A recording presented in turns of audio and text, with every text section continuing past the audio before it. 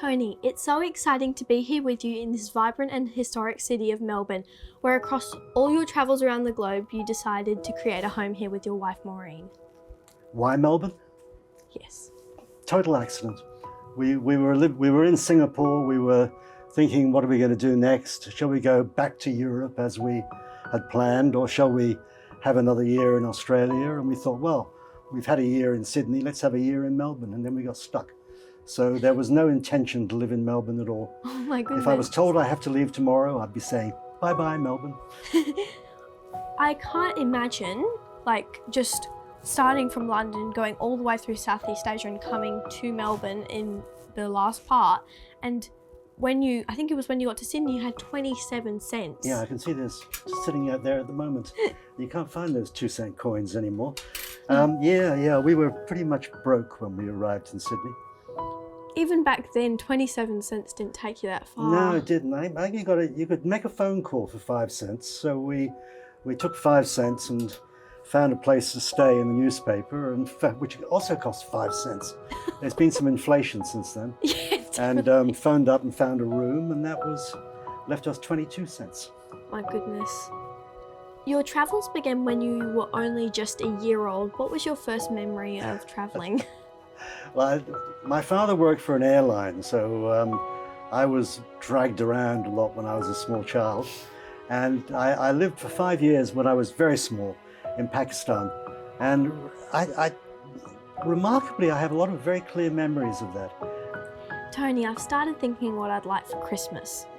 When you were around my age, you asked for a globe and a filing cabinet.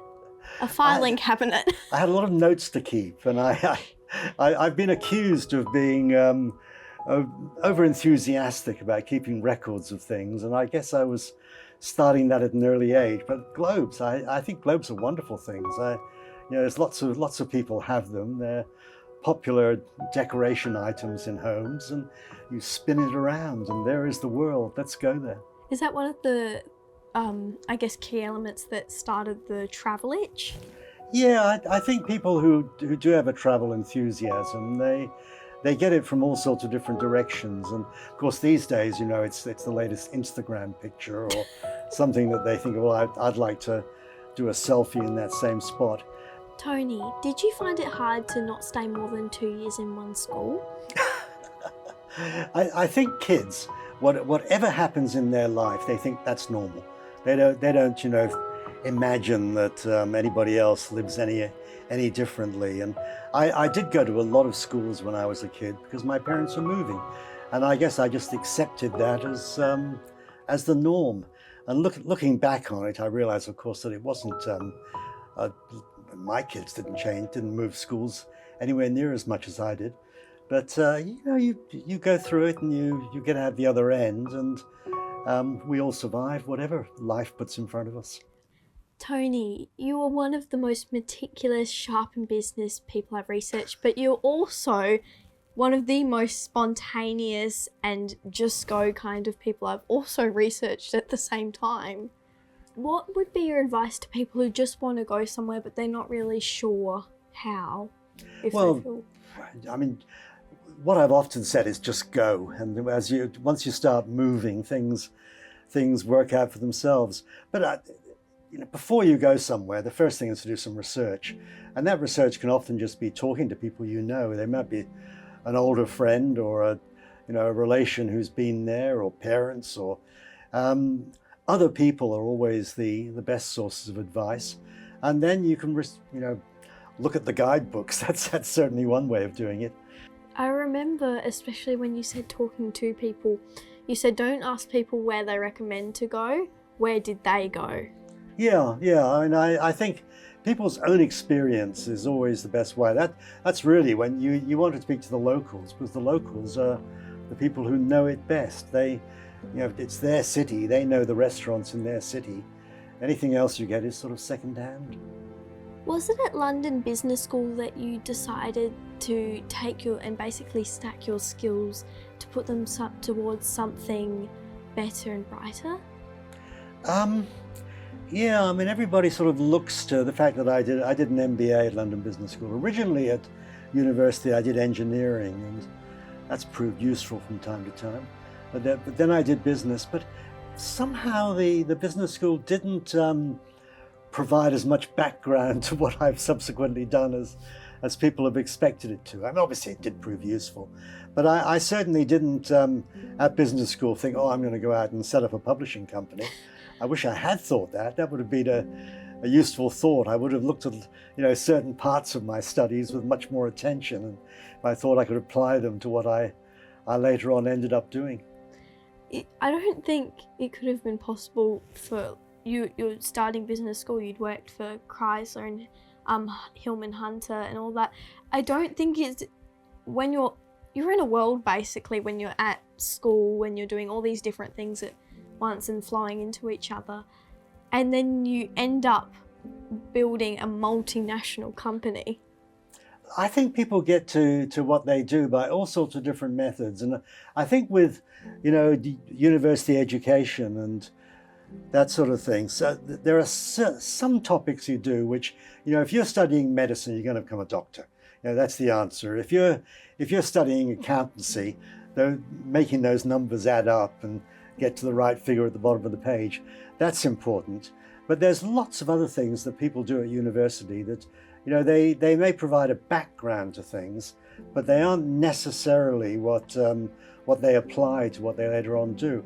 And of course, there are lots of, and I've got a friend who's a doctor, and he studied medicine, and he still, when he needs some money, he goes in as a locum and works as a doctor. But at the end of having qualified as a doctor and being able to put DR in front of his name, he decided he didn't really want to be a doctor. He wanted to do other things.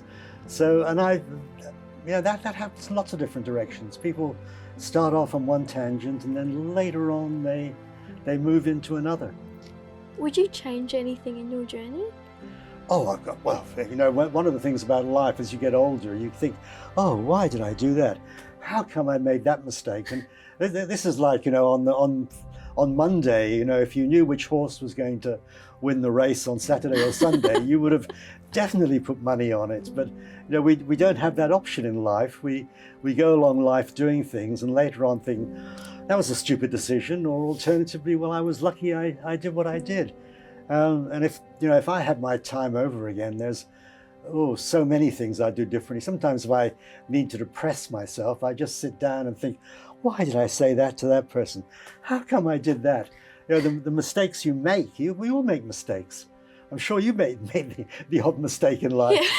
Yeah, definitely. And if you could turn the clock back, you wouldn't do things the same. But overall, look, I can't complain. I've had a wonderful life. I've enjoyed myself for so many years, and I still am enjoying myself. I wouldn't trade places with anybody. We all love a good love story, Tony. Could you share your chance meeting in London in 1970? Meet cute, as Hollywood puts it. That's a standard sort of thing in a lot of Hollywood movies where the couple get together by some strange method. And Maureen and I met that way. That I'd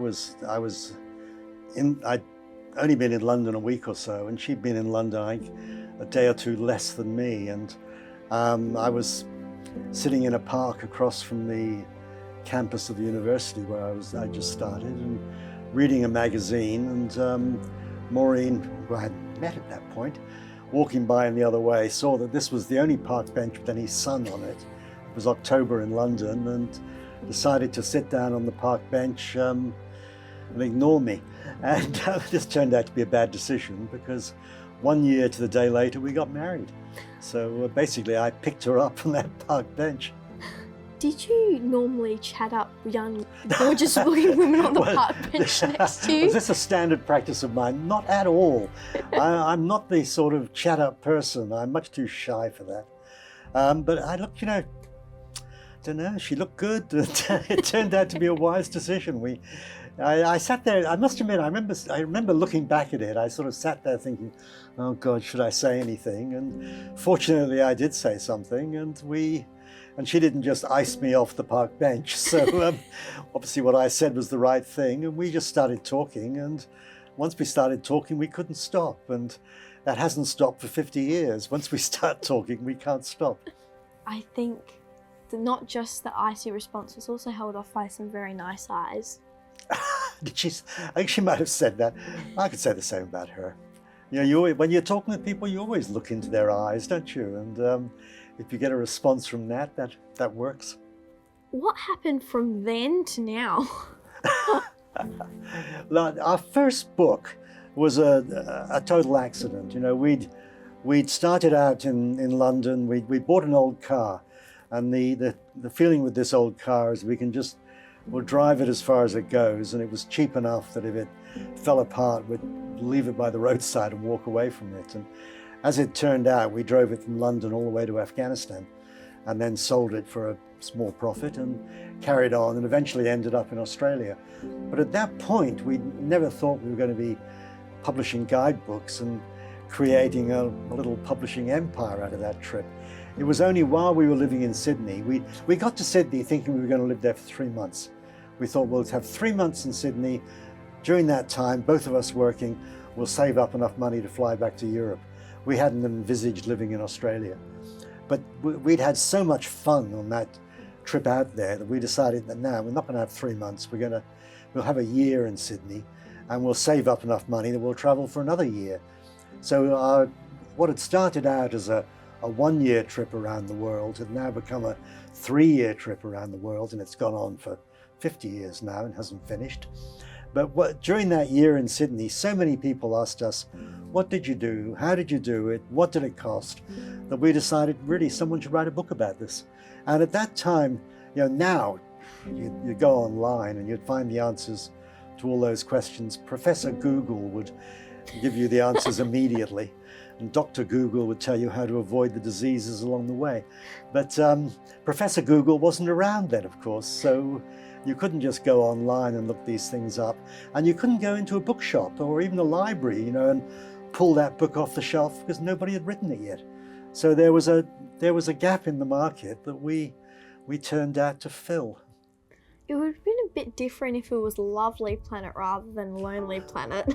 Which it could have been, because we took the name, we stole the name out of a song, and the line in the song actually was Lovely Planet, but I'd misheard it and thought it was Lonely Planet, and said to Maureen, you know, we were looking for a name for the business, why don't we call it Lonely Planet? And she said, you got that one wrong, it should have been Lovely Planet, but Lovely Planet wouldn't be much of a name. It was a rocky start to getting the business afloat, but once you did, it was off and on its feet. Do you feel that it was sometimes you didn't think you would almost get there, and sometimes it was feeling like it was going to go to the stars? Look, I think, you know, we obviously these days, you know, with the .com businesses, that people start something one day and they're billionaires the next day, or someone's put $1 billion into it. But most businesses don't go that way at all. I think most, particularly small businesses, they start very much hand to mouth, and it's a struggle at first. And certainly ours was that way. We weren't making real money out of it for quite a while, and Maureen and I both we never worried about it because we always felt we could always go back to real life. We thought we had the skill. I mean, that's the thing that, you know, you're lucky if you have. And it isn't a question of do you have money in your pocket, it's do you have the skills in your brain? Has education given you the ability to do something? And I always think, you know, that we were very lucky, both of us, to have been fortunate to have had a good education and have picked up skills that you could do things. And we always felt, well, hey, if this business falls over, we'll go out and get real jobs. And we never thought, you know, this was a real job. The fact that it was not making money, we were having so much fun with it that the money was almost a secondary project. What would you say to someone who's got an idea for anything, whether it be travel guides or anything else? Far and away, the most important thing to do about any business you get into is do something you love. Because two things from that.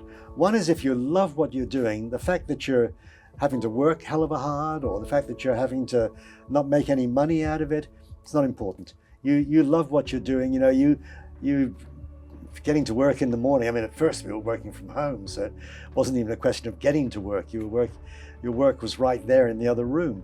But you know, when you are going to work. You just can't wait to get there. You want to start working on it, and you have to be dragged away at the end of the day because you'd like to keep on working on it. So do something that you love doing, because then the fact that it's hard work, or the fact that for a while you're not making any money out of it, doesn't really matter. You'd be doing it anyway, whether you were making money or not. But the other thing is, if you love what you're doing, other people are going to recognize that. So I think that's really the most important thing about any business when you're starting it up, is to do something you love, and if you love it, that love is going to rub off onto other people. How many books did you end up publishing?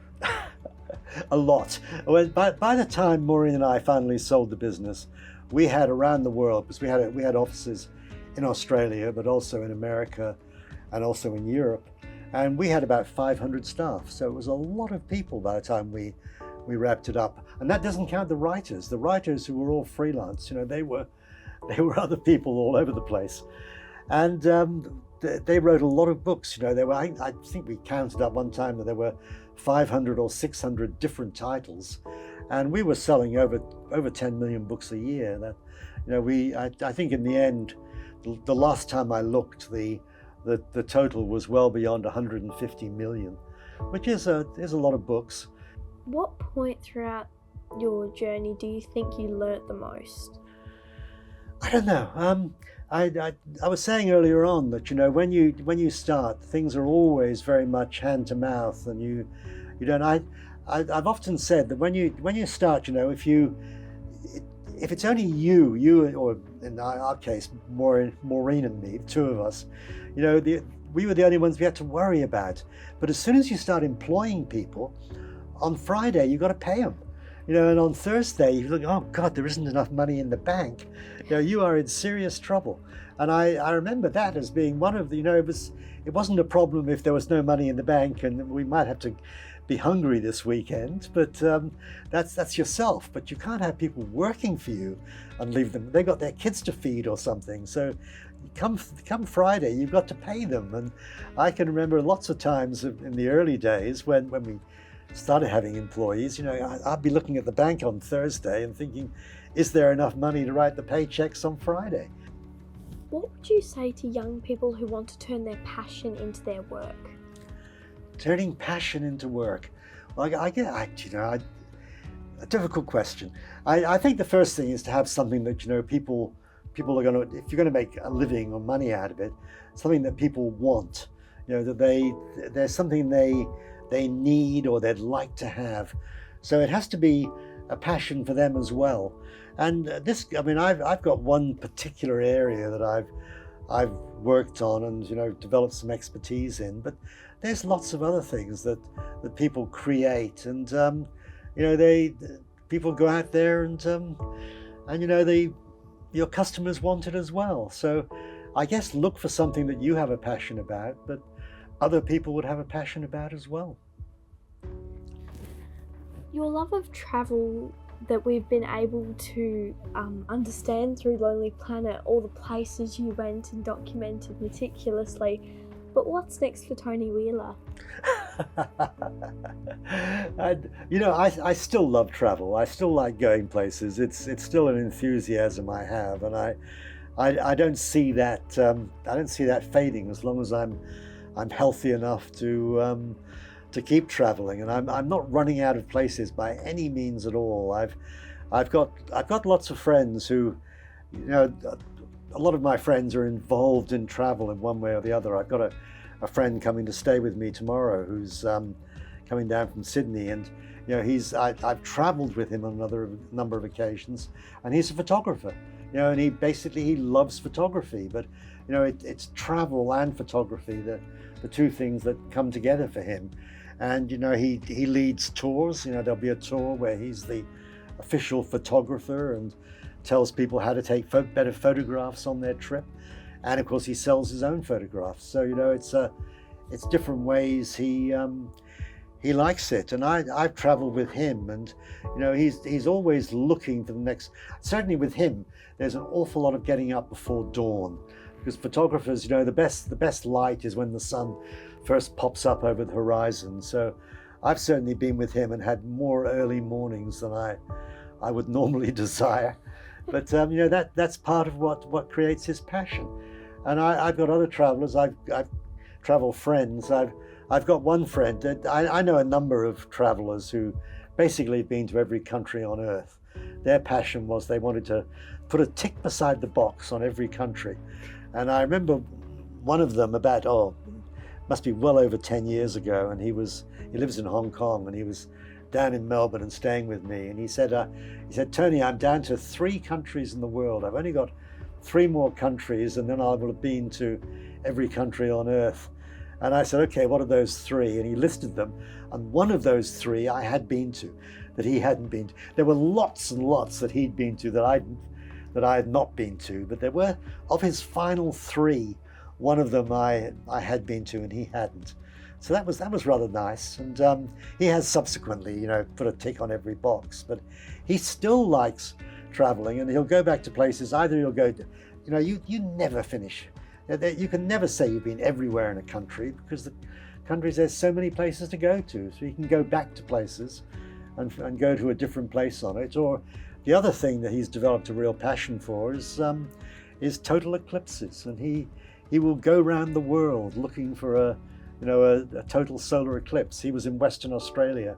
Was it earlier this year? I think it was. Yeah. When there was the solar eclipse that came up, and it just caught the edge of Western Australia, and then it shot off up to Indonesia. Well, he was in WA with other eclipse fanatics to see that one.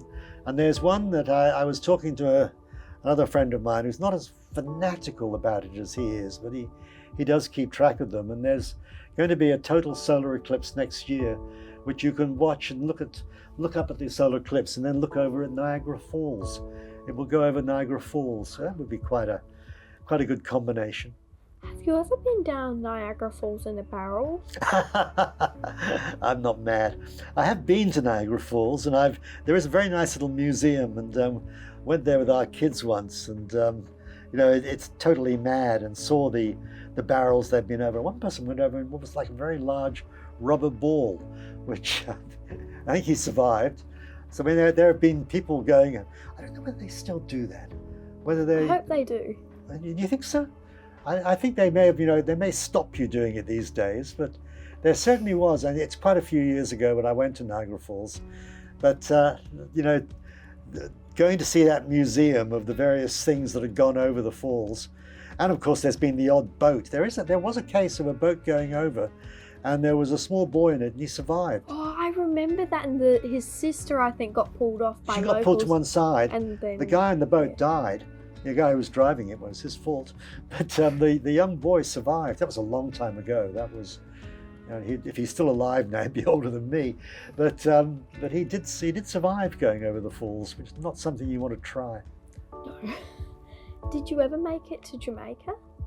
Do you know, Jamaica's still on my list. That's Really? One of those countries that I was nearly there. I've got a Jamaican friend in Melbourne, and her son had been back to Jamaica and fallen in love there and was going back to get married. And then, first of all, I think the relationship went wrong.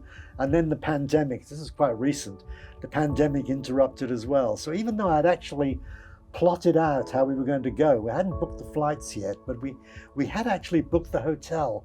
And Maureen and I were going to Jamaica for his wedding. And then the wedding didn't happen and the trip didn't happen. So Jamaica is still on my list, but I would be disappointed if I went through a year and I didn't go to somewhere I had never been to before. And I have been to 2 new for me countries this year, Paraguay and Uruguay, both of them in South America. And I was there just last month and found them both very interesting countries. And I'm glad I finally got to both of them. Thank you very much for being on the show today, and I think the insight that you've provided through your very extensive and broad experience has provided a lot of gold for young people. Oh, thank you very much. I really appreciate that. I have a gift for you. Thank you.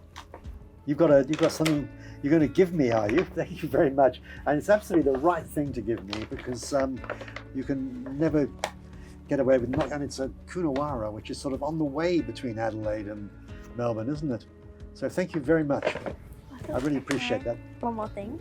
There it is. Thank you very much. That's excellent. That does look a little bit like me, and it looks like what I would be doing, jumping on a plane and heading off somewhere. And Jamaica would be a good place to go since I have not yet been there. Kingston. I should make it a task. And my favorite place, people often say to me, Is the departure where lounge. is your favorite place? The departure lounge. Then you know you're heading somewhere.